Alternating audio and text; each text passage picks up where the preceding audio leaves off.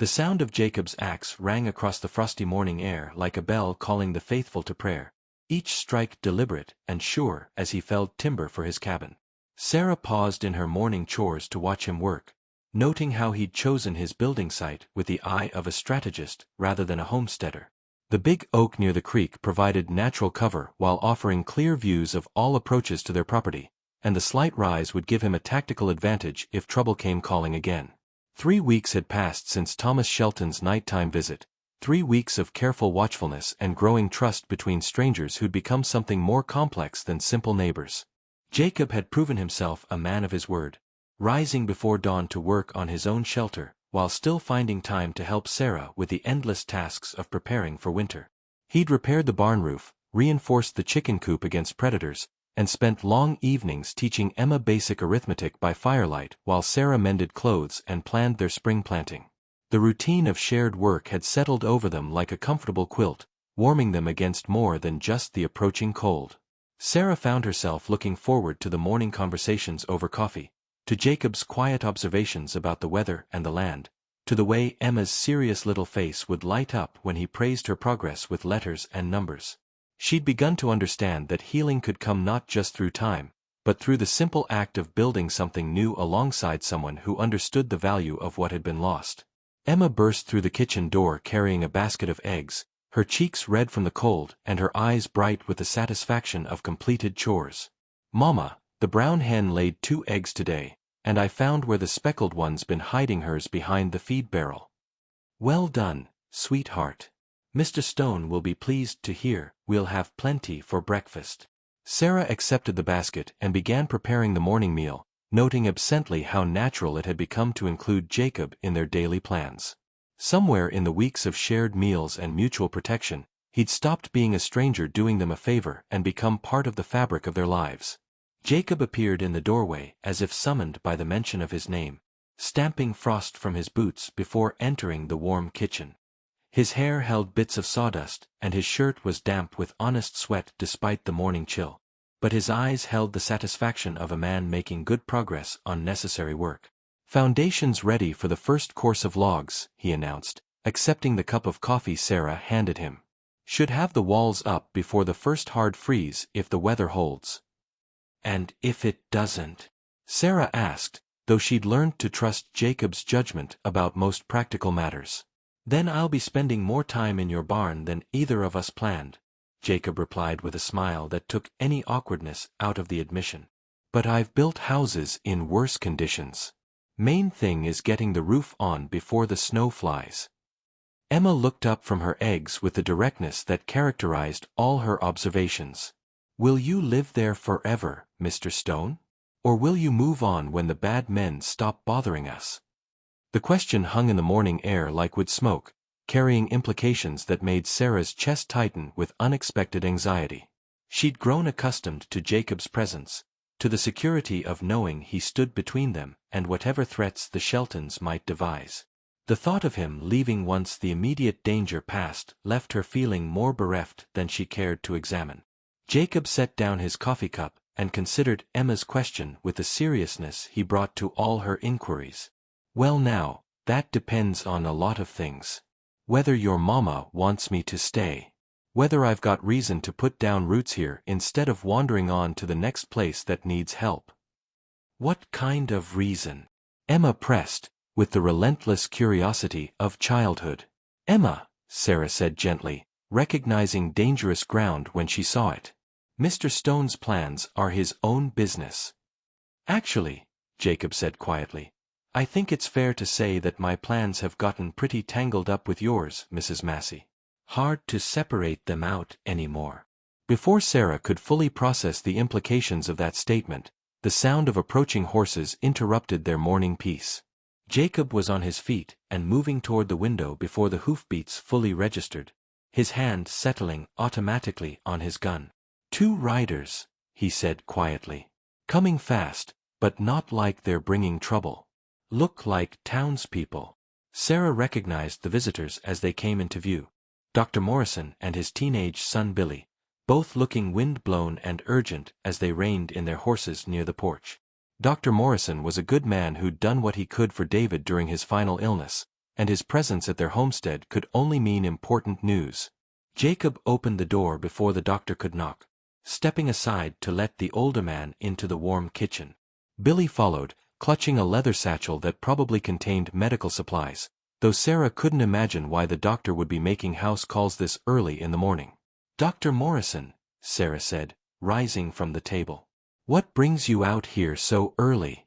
Is someone hurt?" "Not hurt, Mrs. Massey, but there's news you need to hear. News that affects everyone in this territory."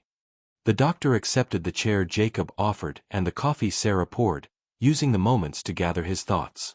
"I came as soon as I could after what happened in town yesterday." "What happened?" Jacob asked, settling back into his own chair but remaining alert for trouble. Dr. Morrison took a long sip of coffee, then looked directly at Jacob. "Your friend in Denver came through. That telegram you were expecting arrived yesterday afternoon, and Sheriff Davidson shared the contents with several of us who've been watching the Shelton situation develop." Sarah felt her heart skip as she remembered Jacob's mention of a territorial contact investigating the Shelton family's land acquisitions. "What did it say?" "Enough to change everything," the doctor replied grimly. "Seems the territorial authorities have been building a case against Old Man Shelton for months. Forged documents, bribery of local officials, intimidation of witnesses. Your friend provided the final pieces they needed to move forward with arrests." Jacob leaned forward, his blue eyes intent. "What kind of arrests?" "Federal marshals are on their way from Denver. Should arrive within the week. They've got warrants for Old Man Shelton, Thomas, and half a dozen of their associates. Fraud, conspiracy, violation of territorial land laws. The kind of charges that carry serious prison time." Emma had stopped eating and was listening with the grave attention she brought to adult conversations that might affect her small world. Sarah reached over to squeeze her daughter's hand, offering what comfort she could while trying to process the implications of the doctor's news. "That's wonderful," Sarah said carefully, "but won't they just deny everything? It's our word against theirs, and the Sheltons have money and influence." Billy Morrison spoke up for the first time, his young voice tight with excitement. "Not anymore, Mrs. Massey. Tell her about the ledgers, Pa." Dr. Morrison nodded approvingly at his son. "One of Shelton's clerks got religion, apparently. Man named Patterson who'd been keeping duplicate records of all their land deals. When he heard the federal authorities were investigating, he turned over ledgers showing every bribe, every forged document, every piece of property acquired through fraud. Names, dates, amounts. The whole conspiracy laid out in black and white." Jacob whistled softly.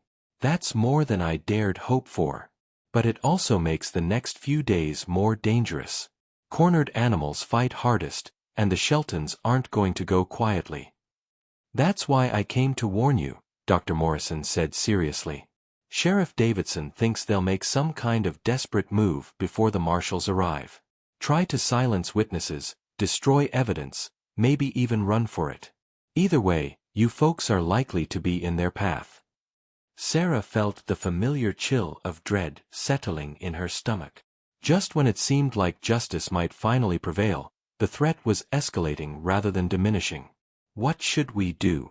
"Stay alert. Stay together. And trust that justice will run its course," Jacob said firmly. "We've come this far by standing our ground. No reason to change tactics now." Dr. Morrison finished his coffee and stood to leave. "There's something else you should know. Several families in town have asked me to tell you they're ready to help if needed. The Sheltons have made enemies over the years, and people are tired of being afraid. If there's trouble, you won't be facing it alone." As the doctor and his son prepared to leave, Jacob walked them to their horses for a private conversation Sarah couldn't hear. She watched through the window as the three men talked in low, urgent tones, noting how Jacob's posture remained relaxed despite the seriousness of their discussion. Whatever was coming, he was ready for it. Emma helped clear the breakfast dishes while Sarah tried to make sense of their rapidly changing situation. Federal marshals, criminal charges, community support, It was more than she'd dared hope for when Jacob first offered his protection. But it also meant the immediate future would be more dangerous than anything they'd faced so far. "Mama," Emma said quietly as they worked, "are the bad men going to try to hurt us before the law comes?" Sarah paused in her dishwashing, choosing her words carefully. "They might try, sweetheart. But Mr. Stone won't let them succeed, and we have friends in town who'll help us. Sometimes things get worse before they get better, but they do get better." Jacob returned to the kitchen as Sarah was banking the fire for the morning, his expression thoughtful but not alarmed. "Dr. Morrison says Sheriff Davidson wants to meet with us this afternoon. Discuss security arrangements until the marshals arrive." "Security arrangements?" Sarah asked. "Ways to keep you and Emma safe while this plays out. Might mean staying in town for a few days, might mean having deputies posted here. We'll see what he suggests." Emma looked up from the book Jacob had been teaching her to read. "I don't want to leave our house again, Mama. We just got home." The plaintive note in her daughter's voice made Sarah's heart ache. Emma had already endured too much disruption for a 7-year-old, too much uncertainty about the basic security of home and family. The thought of uprooting her again, even temporarily, felt like another small betrayal of the stability children needed. "We'll do whatever keeps us safest," Sarah said gently. "But I understand not wanting to leave again." Jacob knelt beside Emma's chair, bringing himself to her eye level. "Tell you what, little one. How about we make sure this house is so well protected that nobody could force us to leave it? Would that suit you better?"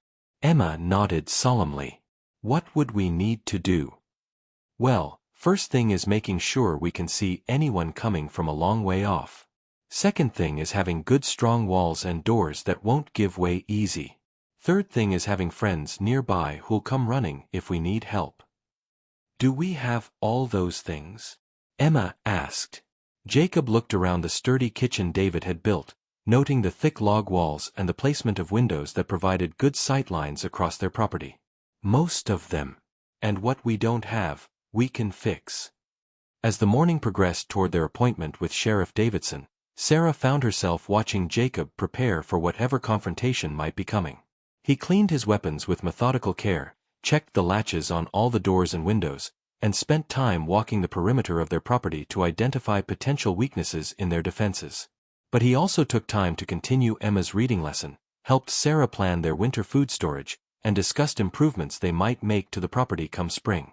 The combination of practical preparation and everyday normalcy somehow made their situation feel less frightening and more manageable. "Mrs. Massey," Jacob said as they prepared to leave for town, "I want you to know that whatever happens in the next few days, I won't let anything happen to you or Emma. That's a promise I intend to keep." Sarah looked into his steady blue eyes and saw something there that went beyond mere determination to fulfill an obligation. "I know you won't," she said quietly. "And I want you to know that having you here, having your help and protection, it's meant more to us than I can properly express." "It's meant something to me too," Jacob replied, his voice carrying undertones that made Sarah's pulse quicken. "More than I expected when I first made the offer." As they loaded into the wagon for the trip to town, Sarah caught herself thinking about what their lives might look like once the Shelton threat was finally resolved. Would Jacob stay and build the future he'd hinted at, or would he feel his obligation fulfilled and move on to help some other family in need? The uncertainty frightened her almost as much as the immediate danger they faced. But as they rolled down the familiar road toward town, Sarah also felt something she hadn't experienced since before David's illness: hope for a future that held more than mere survival. Whatever the next few days brought, they would face it together, and perhaps that partnership would prove strong enough to build something lasting from the ashes of loss and the promise of justice finally served. The autumn sun climbed higher in the pale sky, burning off the morning frost and warming the air with a last gentle heat before winter's grip tightened on the territory. Behind them, their homestead waited peacefully in the golden light, a sanctuary they were determined to defend against all comers. Ahead lay the reckoning that would determine whether courage and community could triumph over corruption and greed in the vast landscape of the American frontier. Sheriff Davidson's office smelled of leather, gun oil, and the bitter coffee that seemed to be a permanent fixture on law enforcement desks throughout the territory. The man himself was younger than Sarah had expected, probably not yet 40, but he carried himself with the quiet authority of someone who'd learned to handle trouble without flinching from it. Deputy Marshal Pete Hawkins sat beside him, a grizzled veteran whose presence suggested the territorial authorities were taking the Shelton investigation seriously. "Mrs. Massey, Mr. Stone," Sheriff Davidson said, rising to shake their hands. "Thank you for coming in. I know this situation has put considerable strain on your family." Emma sat quietly in the chair beside Sarah, her small hands folded in her lap, and her dark eyes taking in everything with the watchful attention she'd developed since their troubles began. Sarah had considered leaving her with Mrs. Patterson at the boarding house, but Jacob had quietly suggested that Emma needed to hear whatever plans were being made for their safety. "We appreciate you keeping us informed, Sheriff," Sarah said.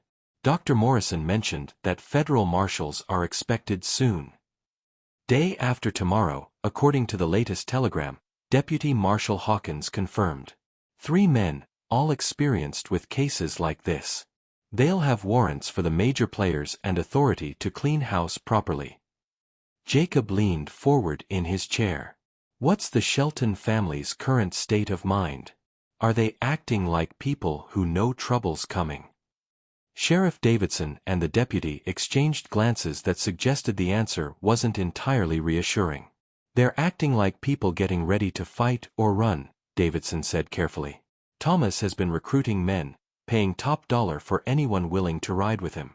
Old man Shelton's been moving money and assets, trying to put things beyond the reach of territorial seizure. And in the meantime, they're eliminating loose ends," Deputy Hawkins added grimly. "Patterson, the clerk who turned over the ledgers, disappeared yesterday. His boarding house room was torn apart like someone was looking for additional evidence." Sarah felt her blood chill. "Is he?" "Don't know. Could be they're holding him somewhere, could be he got scared and ran, could be worse. Point is, they're taking direct action now instead of just making threats." Emma shifted in her chair and spoke up in her clear young voice. "Are we loose ends?" The adults in the room looked at each other with the uncomfortable recognition that a 7-year-old had cut straight to the heart of their situation. Deputy Hawkins answered her with the straightforward honesty that children deserved. "You might be, young lady. Your family's been the most visible opposition to their land grabbing, and Mr. Stone here has made it clear he won't be intimidated. That makes you all potential problems they might want to solve. Which is why we need to discuss protection arrangements," Sheriff Davidson said, spreading a map of the territory across his desk. "We've got several options, and I want your input on what might work best." Jacob studied the map, noting roads, terrain features, and the locations of friendly homesteads. "What are you thinking?" "Option 1 is bringing you into town until after the arrests. We could put you up at the hotel, post deputies for security, keep you close to help if needed." Sarah could see Emma's face tighten at the suggestion, and she felt her own reluctance to abandon their home again so soon after reclaiming it. "What's option 2? Reinforce your homestead and station deputies there with you. More risky, but it keeps you on familiar ground and maintains the appearance that you're not running from trouble." "Option 3, Deputy Hawkins said, is setting a trap. Let word get out that you're vulnerable, draw them into a confrontation when we're ready for it." "Absolutely not," Sarah said immediately. "I won't use my daughter as bait, no matter how good the tactical situation." Jacob nodded his agreement. Too many variables, too much chance for things to go wrong. Mrs. Massey and Emma's safety comes first.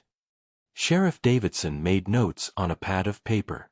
"I figured that would be your position, but I had to present all the options. What's your preference between town and the homestead?"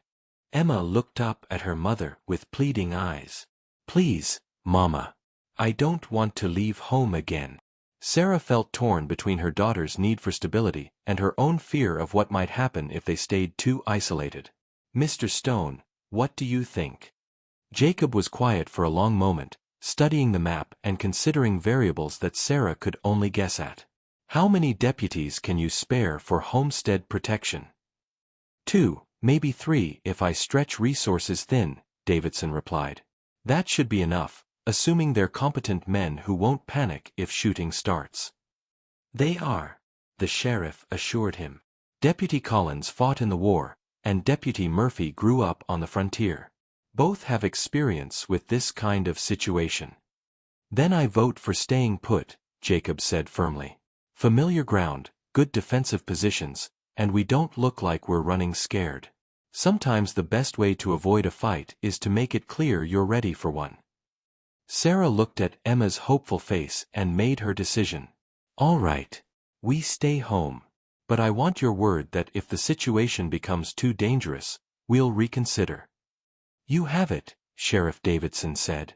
And I'll have the deputies in position by tomorrow evening. They'll be armed with rifles and have instructions to shoot first if anyone approaches with hostile intent. As they concluded their meeting and prepared to leave, Deputy Hawkins pulled Jacob aside for a private word. Sarah couldn't hear their conversation, but she could see the serious expressions on both men's faces and the way Jacob nodded grimly at whatever he was being told. What was that about? Sarah asked as they walked to their wagon. Just some additional precautions he wanted me to take, Jacob said carefully. Nothing you need to worry about. But Sarah had learned to read the subtle signs of tension in Jacob's face and posture, and she suspected there was more to the deputy's advice than simple security measures. Whatever additional threats they might be facing, Jacob had decided to shoulder that burden alone rather than add to her worries. The ride home passed in contemplative silence, each of them lost in thoughts about the confrontation that seemed increasingly inevitable. Emma dozed against Sarah's shoulder, exhausted by the stress of adult conversations about matters beyond her control. Sarah found herself studying Jacob's profile as he guided the horses, noting the determined set of his jaw and the way his eyes constantly scanned their surroundings for potential threats. Jacob, she said quietly, using his first name deliberately for the first time since their partnership began. He turned to look at her, and she saw something vulnerable beneath his careful composure. Sarah. When this is over, when the marshals have arrested the Sheltons and the territory is safe again, what then? Then we build the life we've been planning, he said simply. If that's what you want. It is, she said, surprising herself with the certainty in her voice. Emma and we've gotten used to having you around. More than used to it. Jacob's smile transformed his weathered face, making him look younger and less burdened by the ghosts of his past. I was hoping you'd say that. I've gotten used to having people to protect, to care about. Didn't realize how empty my life had become until I had something worth filling it with. As their homestead came into view, peaceful in the afternoon sunlight, Sarah felt a deep sense of rightness about their decision to stay and fight for what they'd built together. Whatever the Sheltons might bring against them, they would meet it on ground of their own choosing, surrounded by the symbols of everything they valued most. The battle for their future was far from over, but for the first time since the troubles began, Sarah felt confident about the outcome. They had justice on their side, law enforcement support, and most importantly, they had each other. Against the Shelton family's corruption and greed, that combination would prove stronger than any force their enemies could marshal. As evening approached and they settled into their evening routines, Sarah began making mental preparations for the confrontation that would determine whether their small corner of the frontier would be ruled by law or by the arbitrary power of wealthy men who believed themselves above consequences. Tomorrow would bring new challenges, but tonight they would rest in the security of their own home, knowing that they faced the future united in purpose and strengthened by growing love. The deputies arrived at sunset, riding in like shadows against the crimson sky. Deputy Collins was a compact man with steady hands and eyes that missed nothing, while Deputy Murphy carried himself with the easy confidence of someone who'd grown up expecting trouble and learning to handle it. They made their camp in the barn where they could watch all approaches while remaining hidden from casual observation, and Sarah felt some of her tension ease knowing that experienced help was close at hand. Jacob spent the evening walking the property lines with the deputies, pointing out potential cover and escape routes while discussing fields of fire and defensive positions. Sarah watched from the kitchen window as the three men moved through the gathering darkness like wolves marking territory, their quiet competence more reassuring than any amount of bravado would have been. Emma helped prepare extra portions for supper, chattering about the excitement of having real lawmen protecting their home. Her childish delight in the adventure helped lighten the mood, though Sarah noticed how quickly the conversation turned serious whenever Emma left the room. The adults were all thinking the same thing. Tomorrow would likely bring the confrontation that had been building since Jacob first challenged the Sheltons at the auction. "Mrs. Massey," Deputy Collins said as they finished their meal, "I want you to know that we've dealt with situations like this before.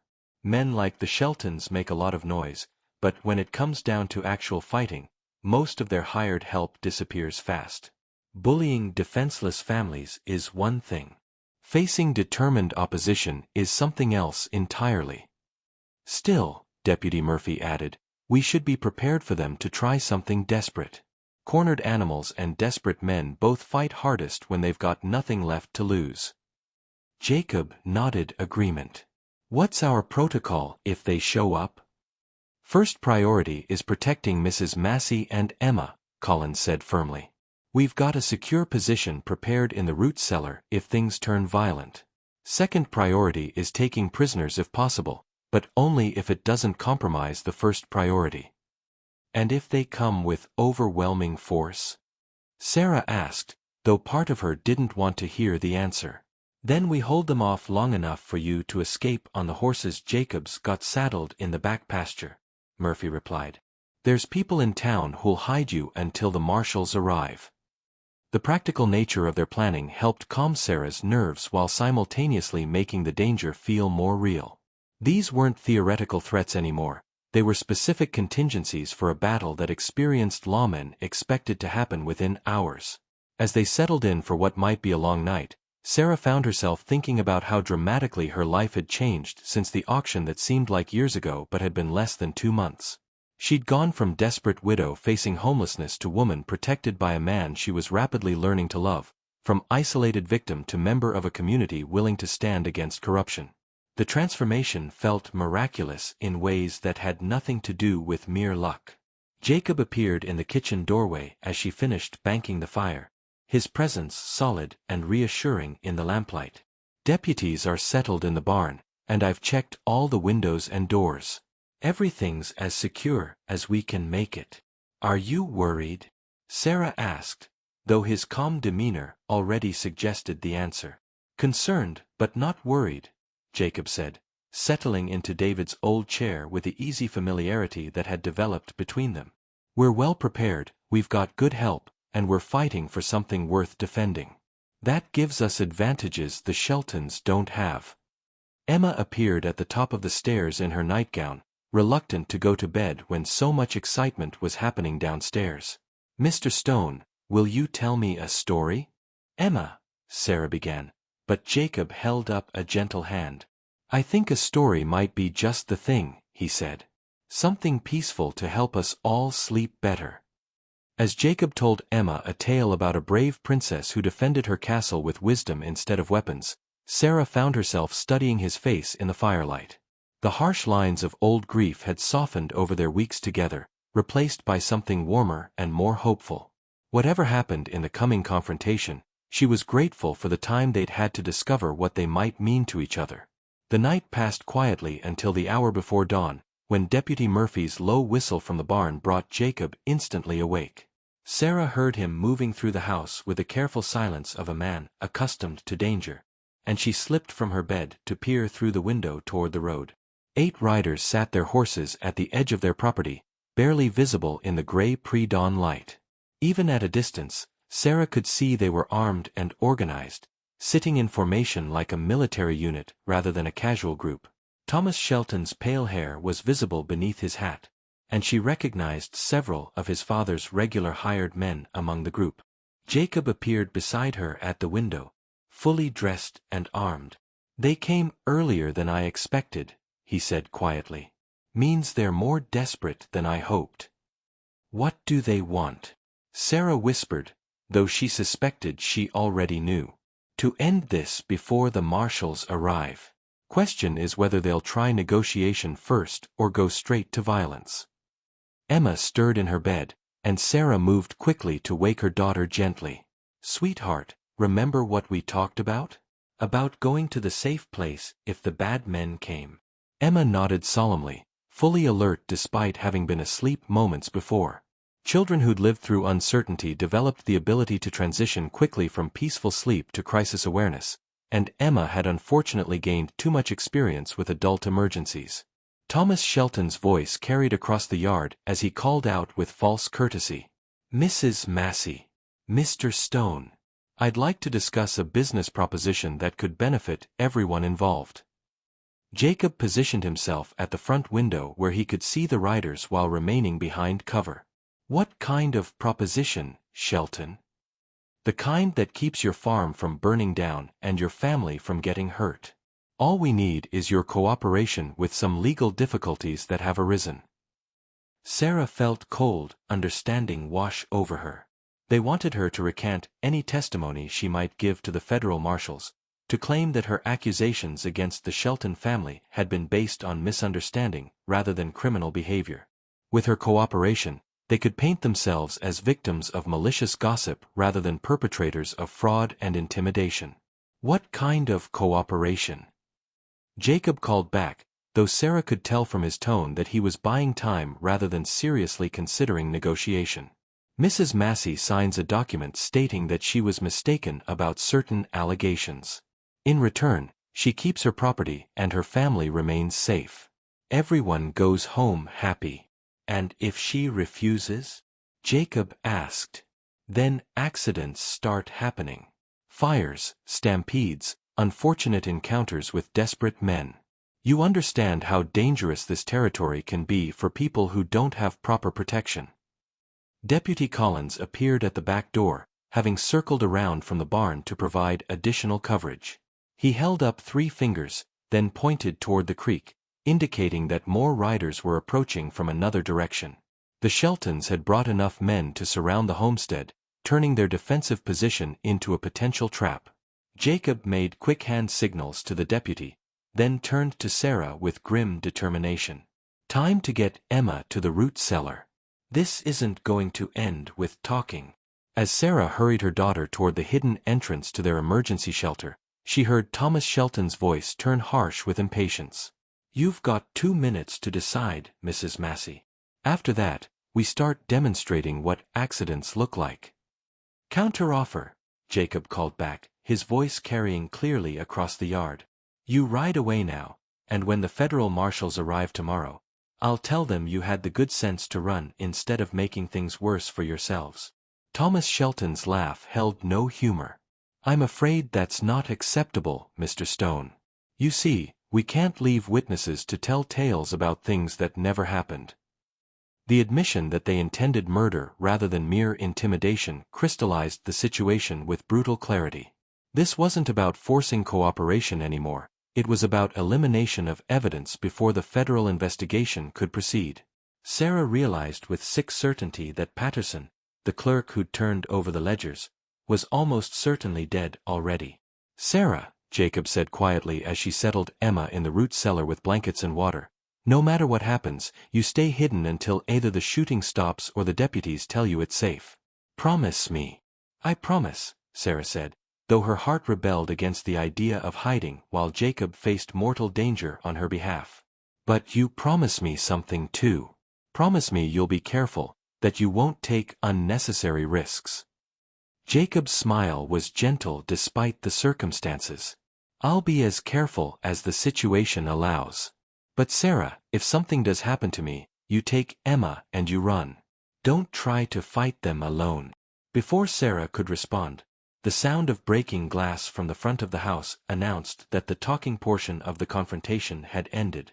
Jacob kissed her forehead quickly, then moved toward the sound of trouble with his rifle ready and his jaw set with determination. Sarah closed the concealed entrance to the root cellar and crouched in the darkness with Emma pressed against her side, listening to the sounds of battle erupting around their home. Gunfire echoed from multiple directions as the Shelton riders opened fire on the house while the deputies returned fire from their defensive positions. The sharp pop of rifles mixed with the deeper boom of shotguns and the whine of bullets striking wood and stone.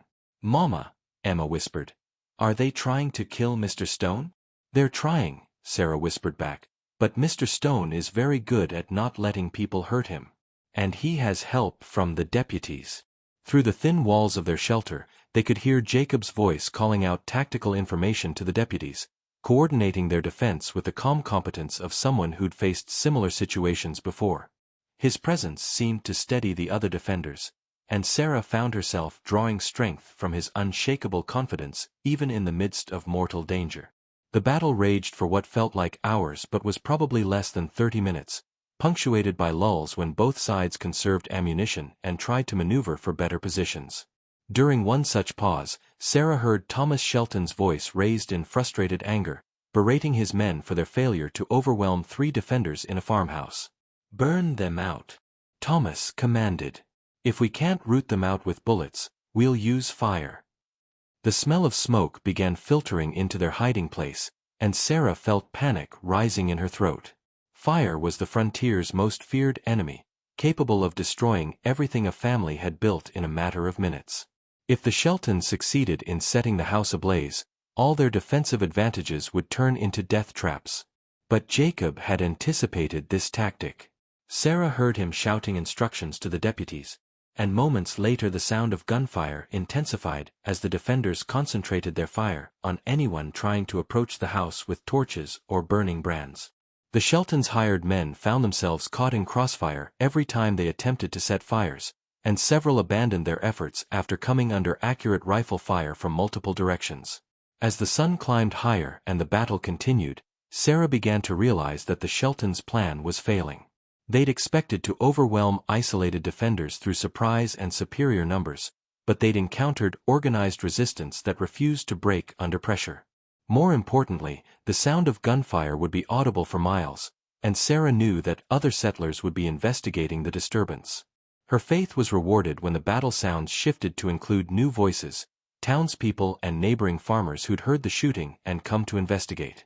Sheriff Davidson's voice carried clearly as he called for the attackers to surrender, and Sarah could hear additional horses arriving as the community rallied to defend one of their own. "This is Sheriff Davidson. You're surrounded and outnumbered. Throw down your weapons and surrender." The response was a volley of gunfire that quickly became a running battle as the Shelton riders found themselves caught between the defended Homestead and arriving reinforcements.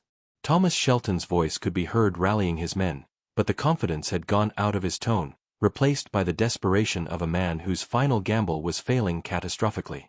The shooting continued sporadically for another hour, gradually moving away from the house as the attackers were forced to retreat under pressure from superior numbers. Sarah heard Jacob calling the all-clear to the deputies, then his footsteps approaching their hiding place with the measured pace of a man checking carefully for remaining threats. "Sarah? Emma. It's safe to come out now." Sarah pushed open the concealed entrance and emerged into daylight that seemed impossibly bright after their time in the darkness.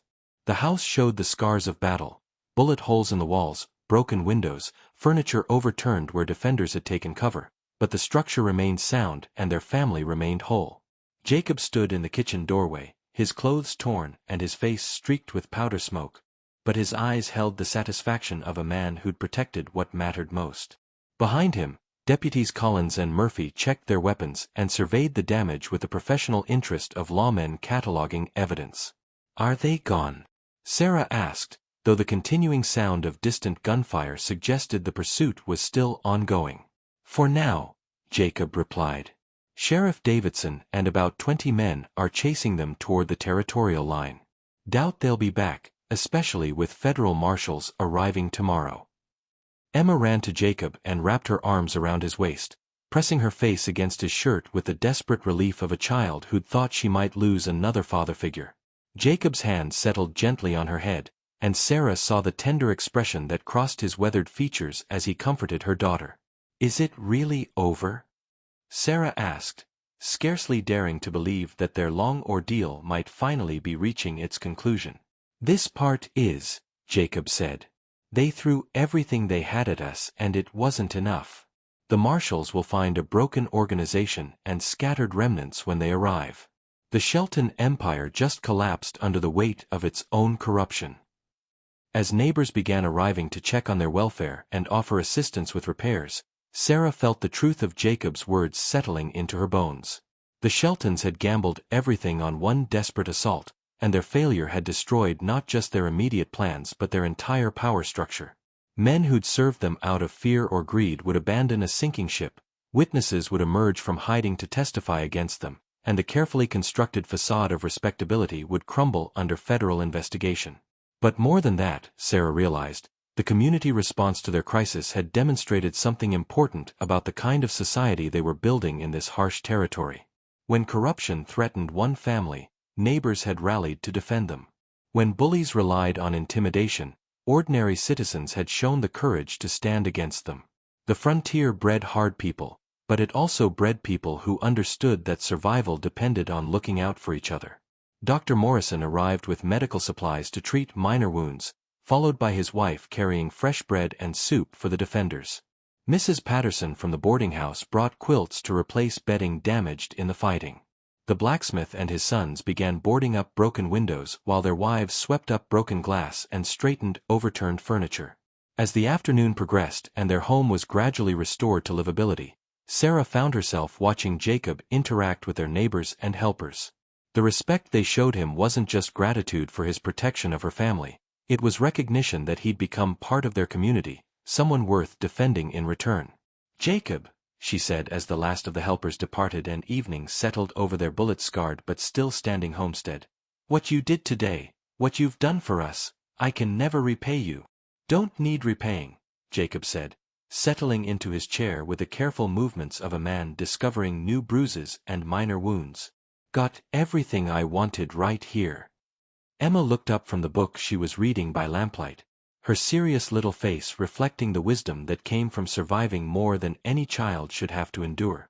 "Mr. Stone, are you going to marry Mama?" The directness of the question made Sarah's cheeks burn, but Jacob answered with the same straightforward honesty he brought to all of Emma's inquiries. "I'd like to, if she'll have me. Would that suit you?" Emma considered this with the gravity she brought to all important decisions. "Yes. Then you'd really be my papa, and nobody could make you go away." Sarah felt tears burning behind her eyes at her daughter's simple desire for security and permanence after so much loss and uncertainty. "Emma, people don't get married just to make sure they don't go away. They get married because they love each other." "Don't you love Mr. Stone?" Emma asked with the terrible clarity of childhood. Before Sarah could find words to answer, Jacob spoke quietly from his chair. "I love both of you. More than I thought I'd ever love anyone again after losing my first family. And if Sarah will have me, I'd be honored to spend the rest of my life making sure you both feel safe and loved." The simple declaration hung in the lamplight like a promise written in gold, and Sarah felt the last walls around her heart crumble completely. This man had risked his life to protect them, had stood between them and mortal danger without hesitation, had proven through actions rather than words that his commitment to their welfare was absolute.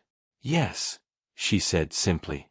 "Yes, I'll marry you, and yes, I love you, and yes, we want you to stay forever." Emma clapped her hands with delight, then immediately began planning their wedding with the detailed enthusiasm only a 7-year-old could bring to such romantic logistics. As she chattered about flowers and dresses and whether they could have cake, Sarah and Jacob looked at each other across the lamplight and understood that they'd found something rare and precious in the midst of their trials. Outside, the wind carried the scent of approaching winter and the distant sound of Sheriff Davidson's posse returning from their pursuit of the scattered Shelton riders. Tomorrow would bring federal marshals, formal arrests, and the final legal reckoning that would close the book on the Shelton family's reign of corruption. But tonight, in the warmth of their defended home, Sarah Massey and Jacob Stone and little Emma planned a future built on love tested by fire and proven stronger than any force their enemies could bring against them. The frontier was still harsh, winter was still coming, and the work of building a life together would still require all their strength and courage. But they would face it as a family, united by bonds forged in crisis and strengthened by the knowledge that some things were worth fighting for, worth dying for, and most importantly, worth living for. The federal marshals arrived with a morning frost, 3 hard-faced men whose presence brought the weight of territorial law to bear on the scattered remnants of the Shelton organization. Marshal William Hayes led the group, a weathered veteran whose calm competence reminded Sarah of Jacob in his ability to project authority without bluster. His deputies, Marshals Reed and Collins, set about their work with the methodical efficiency of men who'd broken up criminal enterprises before, their movements precise and purposeful as they surveyed the bullet-scarred homestead that had become the focal point of their investigation. Sheriff Davidson met them at the edge of town with a detailed report of the previous day's battle and the current whereabouts of the surviving conspirators. Thomas Shelton had been captured during the running fight, along with 3 of his hired gunmen, all of them nursing wounds that bore testimony to the fierce resistance they'd encountered. Old Man Shelton had barricaded himself in his ranch house with the remainder of his men, apparently determined to make a final stand rather than surrender to federal authority. 2 other key conspirators had been found dead in a ravine where their horses had thrown them during the chaotic retreat, victims of their own desperate flight from justice. Foolish decision, Marshal Hayes observed as he studied the situation from the Massey homestead, using it as a staging area for the final phase of their operation. But it'll make our job easier. Nothing like having all the criminals in one place when it's time to make arrests. Saves us the trouble of hunting them down individually across 3 territories. Jacob sat at the kitchen table with the marshals, providing detailed information about the Shelton property layout and the likely defensive positions the remaining men might take. His military experience proved valuable in planning an assault that would minimize casualties while ensuring that none of the conspirators escaped justice. Sarah listened from the stove where she was preparing breakfast, marveling at how naturally Jacob slipped into the role of tactical advisor, his knowledge of terrain and human nature combining to create strategies that the experienced lawmen readily adopted. The main house sits on a rise with good fields of fire in all directions, Jacob explained, sketching rough diagrams on paper Sarah provided. But that same elevation makes it vulnerable to anyone who can get close enough to the outbuildings.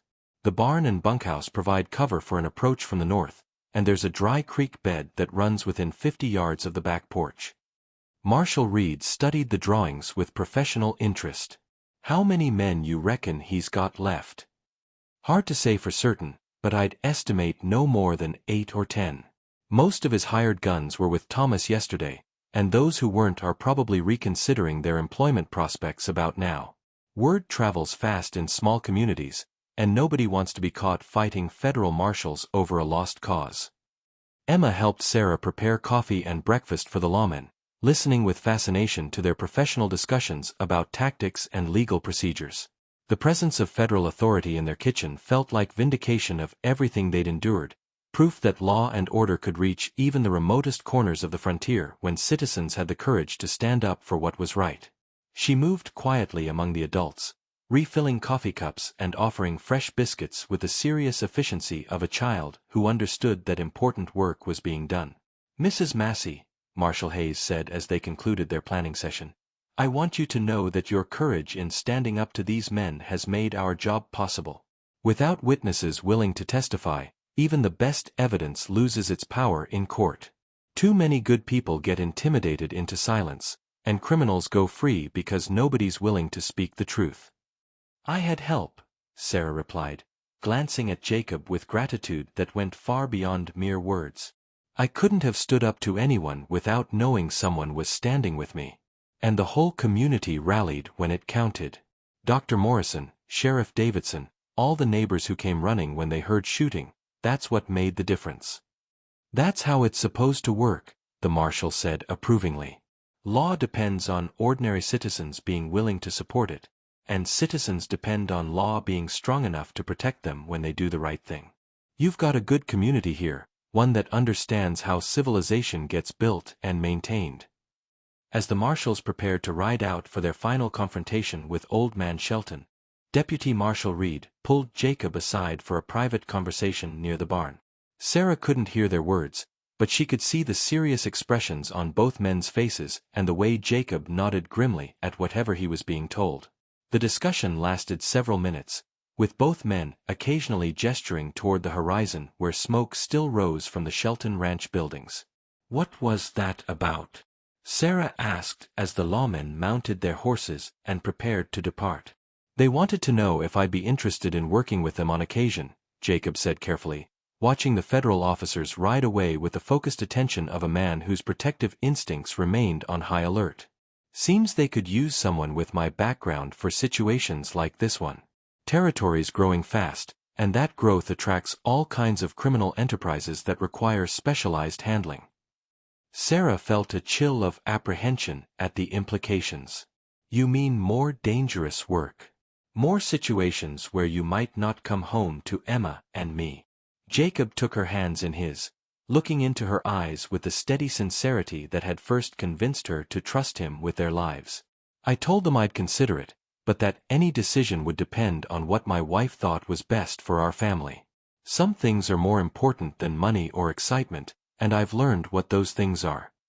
The casual use of the word wife made Sarah's heart skip, even though they'd made their commitment clear the previous evening. We're not married yet, she said with mock severity, though her smile took any sting out of the words. Details, Jacob replied with a grin that transformed his weathered face and made him look years younger. The important part is that we're going to be, and that means what affects one of us affects all of us. I'm done making decisions like I'm still a man alone in the world. Emma looked up from her breakfast with the practical interest she brought to adult planning. When are we getting married? And where will we live? And can we have a party with cake and dancing? Well, Jacob said, settling back into his chair with the comfortable ease of a man who'd found his place in the world, I was thinking we might have the ceremony right here on the homestead, maybe in the spring when the weather's fine and we can have it outdoors under the big oak by the creek. As for where we'll live, I reckon we'll stay right here. This is home now, and I can't think of anywhere I'd rather build a future. The simple declaration carried weight that went beyond mere geography. This homestead represented everything they'd fought to protect, the legacy of David's work, the security Emma needed, the community connections that had proven their worth in crisis, the future they were building together from the ashes of loss and the triumph over evil. Jacob's willingness to make it his permanent home rather than just a temporary shelter spoke to his understanding of what family meant and what roots could provide to people who'd wandered too long without them. We could invite everyone who helped us, Emma continued, her imagination already building elaborate plans for their celebration. Dr. Morrison and his family, and Sheriff Davidson, and all the neighbors who came when we needed them. It would be like a thank-you party and a wedding party all together. Sarah found herself smiling at her daughter's enthusiasm while simultaneously marveling at how completely their lives had changed in such a short time. 2 months ago, Emma had been a frightened child facing homelessness and an uncertain future. Now she was planning wedding celebrations with the confidence of someone who knew her world was secure and her family was whole. Their conversation was interrupted by the distant sound of gunfire from the direction of the Shelton ranch, echoing across the morning air like thunder rolling through distant mountains. The final confrontation had begun, and Sarah found herself praying that it would end without unnecessary bloodshed, even for men who'd shown them no mercy and deserved none in return. Justice was one thing, but she'd seen enough violence to last several lifetimes. The shooting continued sporadically for the better part of an hour, rising and falling in intensity as the federal marshals methodically reduced the Shelton stronghold. Jacob stood by the kitchen window with his rifle ready, watching the horizon for any sign that some of the defenders might try to break out and flee in their direction. The possibility seemed remote, but a man who'd survived as many dangerous situations as Jacob had learned never to assume anything about desperate criminals with nothing left to lose. Are they winning? Emma asked, pressing close to Sarah's side as the sound of battle continued in the distance. The marshals have more men and better position, Jacob said reassuringly. And they're fighting for justice, which tends to make men steadier under fire than fighting for money or to avoid prison. It'll be over soon. Indeed, the gunfire gradually diminished and finally fell silent altogether, leaving only the normal sounds of a frontier morning, wind through the trees, cattle lowing in distant pastures, the everyday noises of a world getting back to the business of peaceful living. Sarah felt some of the tension leave her shoulders as the silence stretched on, suggesting that whatever final drama had played out at the Shelton ranch, it was now concluded. Dr. Morrison arrived shortly after noon with news that traveled faster than the returning lawmen. His horse lathered from the hard ride, and his face bright with the satisfaction of a man bringing good tidings to people who'd earned them. It's over, he announced as he accepted Sarah's invitation to join them for the midday meal. Old man Shelton surrendered when the marshals set fire to his barn. Turns out he wasn't willing to die for his money after all. Anyone killed? Jacob asked, though his tone suggested he already suspected the answer wouldn't be entirely peaceful. Two of Shelton's hired guns who tried to make a run for it when they saw how hopeless their situation was. Marshals gave them every chance to surrender, but some men just won't listen to reason. Everyone else gave up when they realized they were surrounded and outgunned.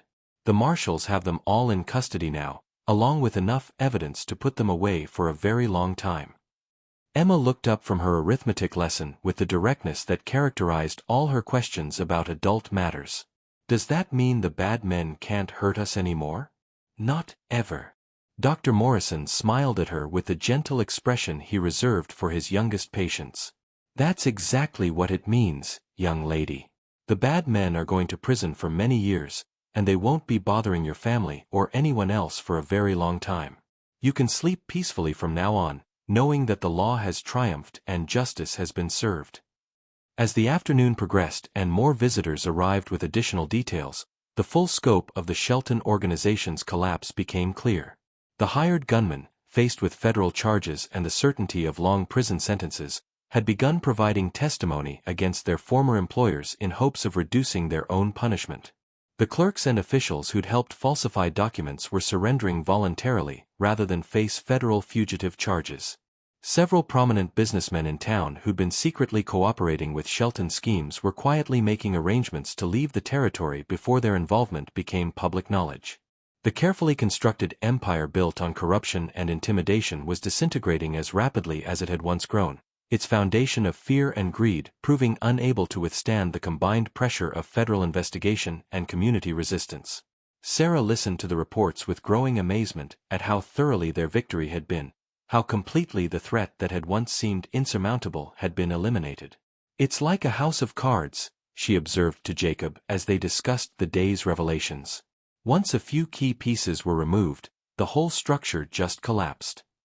That's the thing about criminal organizations, Jacob replied thoughtfully. They look powerful from the outside, but they're built on mutual distrust and shared guilt. When pressure comes, nobody wants to go down alone, so they all start pointing fingers at each other. Honor among thieves is mostly a myth. Sheriff Davidson arrived in the late afternoon with a wagon full of recovered property and several men to help sort through the evidence that would be needed for the upcoming trials. The Sheltons had kept meticulous records of their criminal activities, apparently convinced that their political connections would protect them from any serious consequences. Those same records now provided prosecutors with a detailed roadmap of every crime committed over the past 5 years. Amazing what people will put down on paper when they think they're untouchable, the sheriff observed as he and Jacob examined ledgers full of bribes, forged documents, and illegal land transfers. Old man Shelton documented every crooked deal like he was proud of his criminal accomplishments. Among the recovered items were several pieces that had been stolen from Sarah's family during their time of troubles. David's favorite rifle, which had been purchased at the auction for a fraction of its value, along with several pieces of furniture and farm equipment that had somehow found their way into Shelton possession through questionable transactions. The return of these items felt like receiving unexpected gifts, tangible symbols of justice being done and wrongs being made right. Marshal Hayes returned to the homestead that evening to provide a formal debriefing and collect final statements from the witnesses. His satisfaction with the day's work was evident in his relaxed demeanor, and the way he accepted Sarah's invitation to stay for supper, rather than riding back to town immediately. The successful conclusion of a complex investigation clearly pleased him, and his praise for their community's cooperation was genuine and heartfelt. 23 arrests, he reported as they ate Sarah's venison stew and fresh bread. Charges ranging from fraud and bribery to attempted murder and conspiracy against territorial government. We recovered most of the money they'd stolen, along with forged documents going back 5 years. The territorial court is going to be busy for months sorting through all the evidence, but we've got enough to ensure convictions on the major charges. What happens to their property? Jacob asked. The ranch, the businesses, the land they acquired illegally? Seized by territorial authority and sold to compensate their victims, Marshal Hayes replied with evident satisfaction. Should be enough to make whole most of the families they cheated, with some left over for the territorial treasury. Justice isn't just about punishment, It's about making things as right as possible for the people who were wronged. Sarah felt a deep satisfaction at the news that justice would extend beyond mere punishment to actual restitution for the Shelton's victims. Too often, she knew, criminals were imprisoned while their victims remained destitute, bearing the financial costs of others' crimes long after the legal system had moved on to other cases. The territorial authorities were apparently determined to make this case different, to demonstrate that crime truly didn't pay when all the consequences were tallied. "Mrs. Massey," the marshal continued, "there's something else you should know. The territorial governor has asked me to convey his personal gratitude for your courage in standing up to these criminals. He's also authorized me to offer you compensation for the damages to your property and the threats you faced. The territory wants to make sure that citizens who do their civic duty don't suffer financially for their courage." Sarah looked around her kitchen, noting the boarded windows and bullet holes that bore witness to their recent ordeal. The offer of compensation was generous and unexpected, but more important was the recognition that their stand had been noticed and appreciated by the highest levels of territorial authority. It validated their choice to fight rather than flee, to stand up for what was right rather than bow to what was expedient. "That's very kind," she said carefully, "but we didn't do this for money. We did it because it was right, because someone had to stand up to them, and because we had people depending on us to see it through." "I know," Marshal Hayes said approvingly. "Which is exactly why the governor wants to make sure you don't suffer financially for doing your civic duty. The territory needs more citizens like you and Mr. Stone, people who understand that civilization requires courage from ordinary folks, not just from lawmen and politicians." Emma, who had been listening quietly while helping clear dishes, suddenly spoke up with characteristic directness. "Will there be other bad men who try to hurt families like ours?" Marshal Hayes considered her question seriously, treating it with the same respect he'd shown adult inquiries. "There will always be people who try to take advantage of others, young lady. But there will also always be good people like your family who stand up to them. And as long as good people outnumber bad people and are willing to work together, the bad people don't win. That's why Mr. Stone should help other families," Emma said decisively. "Because good people should help each other against bad people." As the marshal prepared to depart, he pulled Jacob aside for another private conversation, this one lasting considerably longer than their earlier discussion. Sarah could see Jacob nodding thoughtfully at whatever proposition was being made, though his expression remained carefully neutral as he considered the implications of whatever offer was being extended. "The marshal's offer?"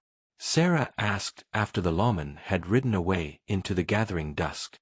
"Consulting work," Jacob confirmed, settling back into his chair with the careful movements of a man discovering that battle takes its toll even on the victors. "Helping with situations where territorial authority needs someone with my particular background. Good pay, interesting work, but it would mean traveling occasionally to other parts of the territory where similar problems are developing." Sarah considered this carefully, weighing the benefits against the risks and the impact on their growing family. The money would certainly be useful for improvements to the homestead and Emma's education, and the work would help other families facing situations like theirs. But it would also mean periodic separations and the ongoing risk that came with confronting dangerous criminals. "What do you want to do?" she asked, knowing that his answer would reveal as much about his character as his actions during their recent crisis. "I want to do whatever makes the most sense for us," Jacob said simply. "The money would be useful for improvements to the homestead and Emma's future, and the work would help other families facing situations like ours. But I won't take it if you're not comfortable with the risks, and I won't commit to anything that would keep me away from home for extended periods." Emma looked up from her evening reading with the practical assessment that characterized her approach to adult decisions that might affect her world. "Would you be helping good people against bad people?" "That's the idea," Jacob confirmed. "Territorial marshals deal with criminal organizations that are too big or too well-connected for local law enforcement to handle alone. They need people who understand how such organizations work and how to dismantle them safely." "Then you should do it," Emma said decisively. "Good people should help each other, and if you can help other families like ours, then that's what Papa David would want you to do." Sarah felt her heart swell with pride at her daughter's instinctive understanding of moral obligation and community responsibility. "She's right," Sarah said after a moment's consideration. "We know what it's like to need help against people who abuse their power. If you can provide that help to other families, we should support it. But I want your promise that you'll be careful, that you won't take unnecessary risks." Jacob's smile held relief and gratitude in equal measure. "Then I'll tell Marshal Hayes I'm interested. But any specific assignment will depend on timing and circumstances. Family comes first, always. I've had enough of being a man alone in the world." As they settled into their evening routines, Sarah marveled at how completely their lives had changed since that desperate day at the auction yard. The threat that had once seemed insurmountable had been decisively defeated, the isolation that had made them vulnerable had been replaced by community support, and the partnership that had begun as necessity had grown into something far deeper and more enduring than either of them had dared hope for. The winter that had once promised hardship and uncertainty now held the prospect of peaceful months devoted to planning their wedding and their future. Jacob would finish his cabin before the snows came, providing them with proper privacy and propriety until their marriage could be formally celebrated.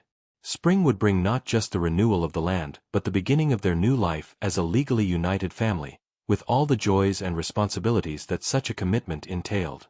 "Jacob," Sarah said as they banked the fire for the night and prepared to retire to their separate quarters, "do you ever think about your first family? Wonder what they would think about all this?"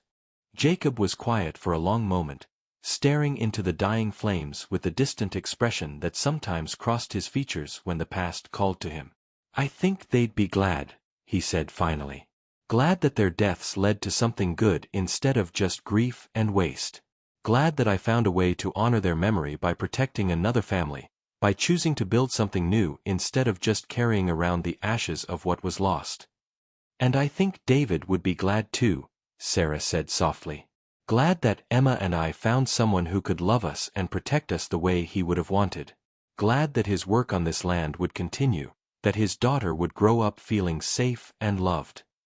The shared acknowledgement of their lost loved ones felt like a blessing on their future, a recognition that moving forward didn't mean forgetting the past but rather building on its foundation. They were not replacing what they'd lost but creating something new that honored what had come before while embracing the possibilities that lay ahead. Emma appeared at the top of the stairs in her nightgown, reluctant to go to sleep while the adults were having important conversations downstairs. "When you get married, will I call you Papa?" she asked Jacob with the directness that characterized all her important questions. "If you want to," Jacob said gently, kneeling beside her small figure. "But there's no rush to decide. We'll have plenty of time to figure out what feels right for all of us." "I think I'd like that," Emma said seriously. "Papa David will always be my first papa, the one who helped make me and loved me when I was little. But I think I'd like to have a second papa too, one who'll love me now and help me grow up safe and happy." As Jacob tucked Emma into bed and Sarah listened to their quiet conversation about plans for tomorrow and dreams for the future, she felt the deep contentment that came from knowing her daughter would grow up feeling secure and loved. The uncertainty and fear that had shadowed Emma's childhood since David's death was finally giving way to the stability every child deserved, the confidence that came from being part of a family that would protect and nurture her no matter what challenges the future might bring. The approaching winter no longer seemed like a threat to be endured, but rather a season of preparation and anticipation. Jacob would work on his cabin when weather permitted, and they would spend the long evenings planning improvements to the homestead and their life together. Come spring, they would plant crops as a married couple, tend livestock as a family, and build the prosperous future that David had dreamed of but hadn't lived to see. As snow began to fall outside their windows, dusting the scarred but still standing buildings with pristine white that covered the evidence of recent violence, Sarah reflected on the strange journey that had brought them to this moment. A desperate auction had led to an unlikely partnership, which had grown into love tested by fire and proven stronger than any force arrayed against it. The Shelton Empire lay in ruins, its leaders facing long prison sentences and its victims finally receiving both justice and restitution. The community that had rallied to defend them had proven that the frontier bred more than just hardship. It bred the kind of mutual support that turned strangers into neighbors and neighbors into family. The territorial government had demonstrated that law could reach even the remotest corners of the frontier when citizens had the courage to support it. Tomorrow would bring new challenges, as every day did in their harsh and beautiful territory. There would be work to do, improvements to make, storms to weather, and all the ordinary struggles of building a life in an unforgiving land. But they would face those challenges together, united by love forged in crisis and strengthened by the knowledge that some bonds could not be broken by any earthly power. Years later, when Emma was grown and had children of her own, she would tell them stories about the winter when a stranger became a father, when justice triumphed over corruption, and when a family was born from the ashes of loss and the courage to stand against evil. She would tell them about the auction that changed everything, the man who paid too much for land he gave away freely, and the love that grew stronger under fire than it ever could have in times of peace. But tonight, as the snow fell gently on their defended homestead and the fire burned low in the hearth, Sarah Massey and Jacob Stone simply held each other close and planned their wedding, their future, and the legacy they would leave for the generations yet to come in the vast, unforgiving, and endlessly hopeful landscape of the American frontier. The reckoning was complete, justice had been served, and love had conquered all the forces arrayed against it. In the morning, they would begin building the life they'd fought so hard to protect, secure in the knowledge that they had proven themselves worthy of the happiness they'd claimed from the ruins of their enemies' ambitions. Winter had come to the territory, but spring would surely follow, bringing with it the fulfillment of every promise they'd made to each other in the darkness of their trials.